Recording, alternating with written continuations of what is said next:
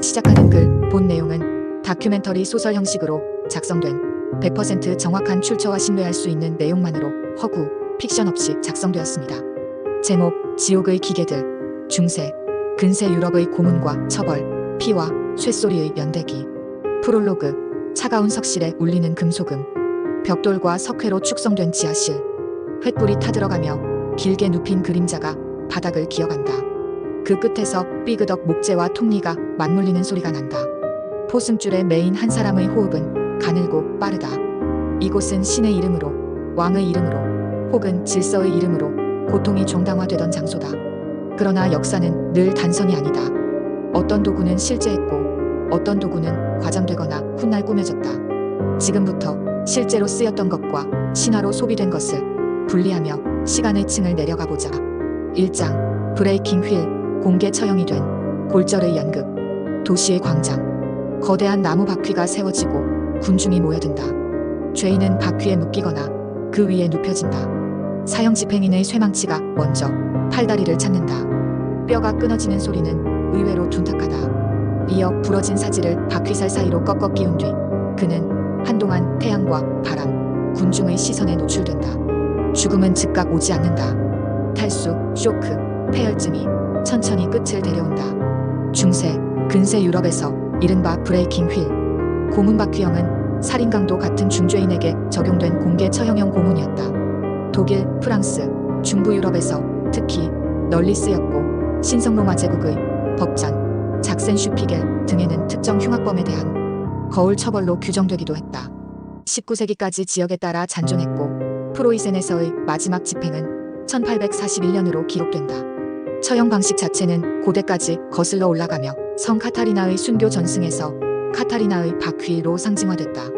전승에 따르면 바퀴는 성녀가 손을 대자 부서져 결국 참수형을 당했다고 한다. 오늘날 성화 속 바퀴 문양과 일부 문장의 문양은 그 흔적을 간직한다. 바퀴 처형은 단순한 잔혹쇼가 아니었다. 시각적 과시였다. 군중은 처형과 함께 규범의 경계가 어디까지인지를 교육받았다. 동시에 고통을 느리기 위해 골절, 결박, 노출 같은 절차적 연출이 덧대어졌다. 이 장면은 이후 유럽의 도시, 문화, 민담, 성인전, 심지어 선술집 간판까지 침윤하며 공포의 사회학을 형성했다. 2장, 관절이 비명을 지르는 톱니리. 석실 한가운데 커다란 직사각 목재 프레임. 한쪽 롤러엔 발목이, 반대편엔 손목이 묶인다. 사닥다리처럼 나열된 톱니와 라쳇이 딱 하고 걸리는 순간 신체는 기계가 만든 기하학을 강요받는다. 첫 단계에서는 어깨가 빠지고 팔꿈치와 무릎의 인대가 찢어진다. 한 칸, 또 한 칸. 고문관이 핸들을 더 돌릴 때마다 통증은 신체의 지도를 새로 그린다. 렉은 중세말 근세 영국에서 실질적, 상징적 위상을 동시에 가진 신문용 고문 장치였다. 런던탑 은 렉의 무대로 악명 높았다. 16에서 17세기에 제한적으로 사용되었고 종교 갈등 반역 사건 같은 국가적 위기에서 특히 동원됐다. 1605년 가이 포크스 화약 음모 사건이 신문 과정에서 렉에 올려졌다는 기술이 전한다. 1546년 종교개혁기 순교자 NSQ는 고문 후 거동 불능 상태로 화형장에 실려나갔다. 현재도 HRP 영국 왕국유적 보존기관의 전시해설은 랭크의 실제 사용과 한계 그리고 신화화된 과장을 병치해 보여준다. 진실 추출은 명분이었다. 그러나 고문으로 얻은 자백은 흔히 허위였다. 관절이 늘어날 정도로 당겨진 신체는 진실성이 아니라 복종을 말한다. 그럼에도 렉은 국가 권력의 레퍼토리에서 오랫동안 사라지지 않았다. 톱니의 단계적, 가시적 폭력이 가져다주는 심리적 위력 그것이 렉의 본질이었다. 3장, 발에서 시작되는 지옥. 눈을 감아보라. 정강이를 감싸는 두 겹의 쇠 혹은 빈틈없이 맞물린 두꺼운 나무틀이 다리를 죄어온다. 옆에서는 쐐기를 들고 선 보조가 구령에 맞춰 망치를 내리친다. 쐐기는 장단살과 정강이뼈 사이로 깊숙이 파고들며 뼈와 근육을 서서히 으스러뜨린다. 때로는 물을 부어 얼린 뒤 가열해 균열을 만들기도 했다.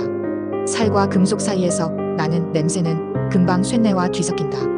부추는 일종의 족부와 퇴부 파쇄형 고문의 총칭이다. 지역과 시대에 따라 설계가 달랐다.